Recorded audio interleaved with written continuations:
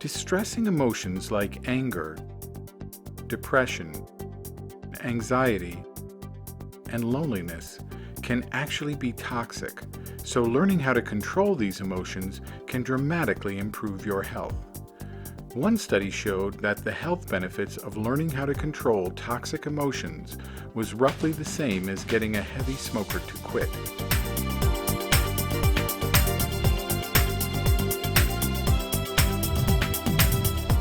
Daniel Goleman is the author of many books including Emotional Intelligence, Working with Emotional Intelligence, and Social Intelligence.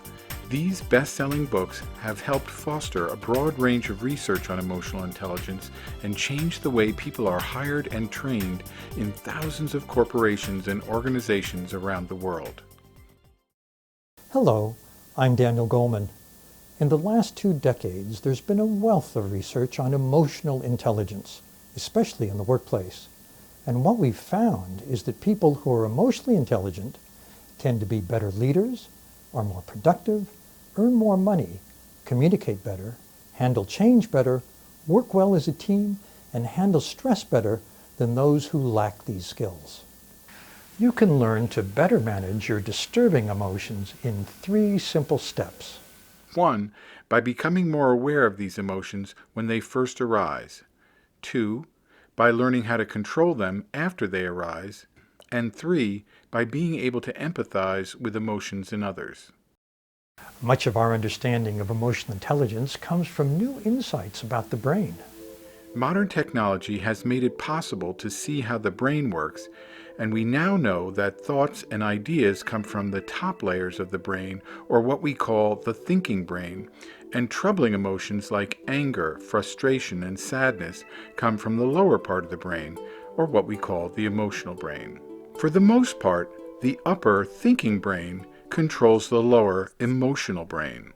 However, there are times when the emotional brain overrides the thinking brain, and we're powerless to stop it. I will never do business with you again. I don't know what came over me. Hey, Aaron, thanks. What's this, your 3rd day? Yes. It's going pretty well? Yeah, absolutely. Listen, Yeah, you're already way ahead of Megan. You showed up on time today, which is like, for her, that's like once every 2 months, maybe, if we're lucky. Wow. If you've ever been teased or treated badly by someone and couldn't think of a clever comeback until much later, here again, your emotional brain is trying to take over. Had a late night, huh? I was here. Yeah. I was I was working here late. pretty Oh, yeah, late. I was here. You were here? Please. I took some Later, when your emotions subside, your thinking brain comes back online, and you think of the perfect comeback when it's too late to use it. At least I don't take 5 cigarette breaks a day. Understanding how the brain works helps us understand how we work.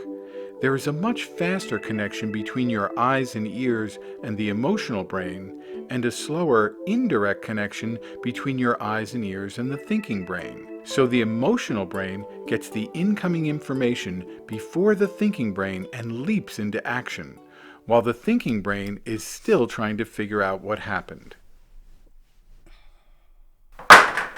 When your emotional brain hears a loud crash in the middle of the night, it immediately takes command, sending stress chemicals such as adrenaline, norepinephrine, and cortisol into the bloodstream. Your heart rate can jump 20 beats a minute in less than a second. With a body already prepared to do battle, your slower thinking brain is just starting to come back online. It's reminding you, a little too late to stop the stress reaction already in progress, that the likelihood of an intruder is small, while the likelihood of the cat knocking over something is high. That's when you discover that your slow-reacting thinking brain was right, and your fast-reacting emotional brain was wrong. But you've already paid a high price for this assumption of your lower brain. It will take at least 20 to 40 minutes for the adrenaline levels in your body to return to normal. And if you start worrying about something else, like losing sleep or the presentation you have to put on in the morning, it may be hours before you get back to sleep.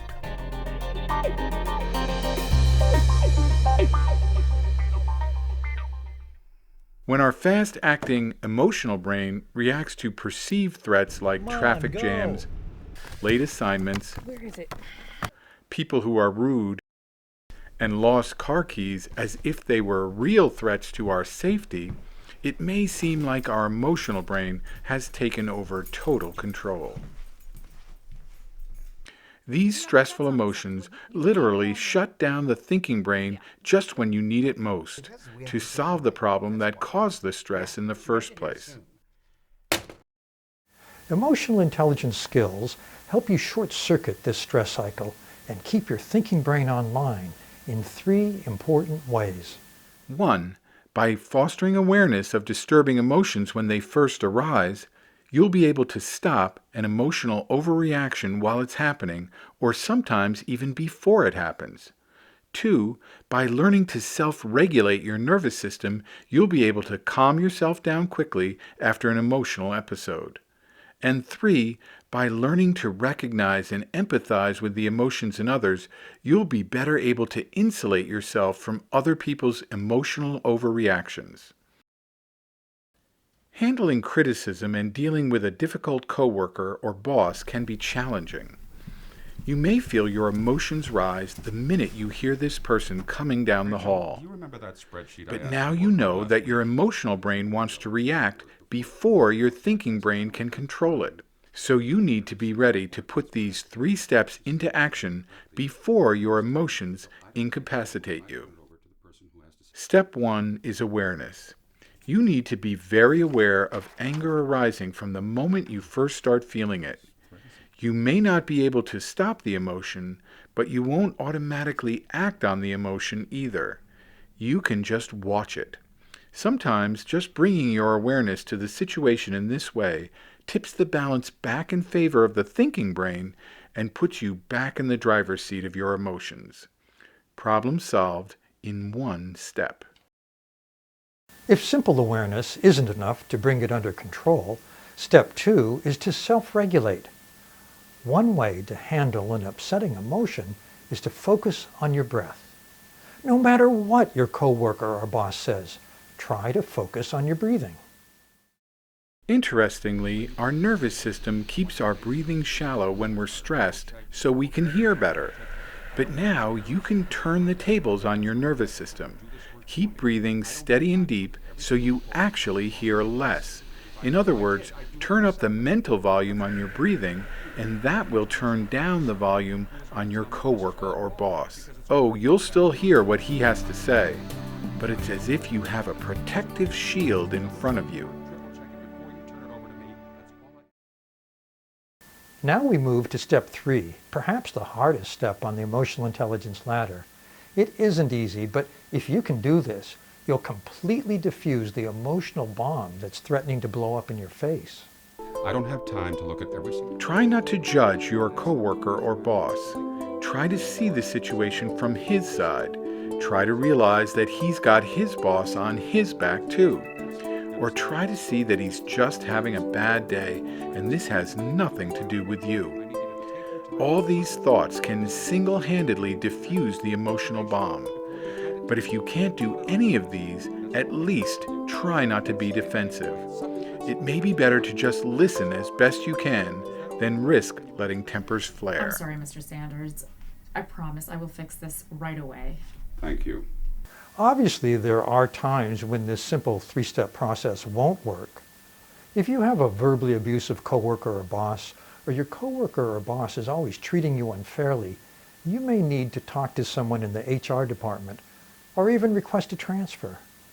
But in the vast majority of cases, situations like these can be handled with this simple 3-step approach. First, remember how the brain works. Whenever it perceives a threat, and that includes harsh teasing at work or a loud noise in the middle of the night, your emotional brain will try to take over. And when it does, just remember these 3 steps and you will feel more in control. Step 1 is to be aware of the emotion when it first arises. Step 2, if awareness doesn't stop it from arising further, self-regulate the emotion by focusing on your breath. And step 3, respond with empathy. See if you can find a way to see it from the other person's perspective. I don't have time to look at every single report that comes across my desk. There's so much more that you can learn about emotional intelligence, and we have 2 more programs in this series, but this program is a great place to start. Remember these 3 steps whenever you're in an emotional situation, and you'll begin to regulate your disturbing emotions before your emotions regulate you.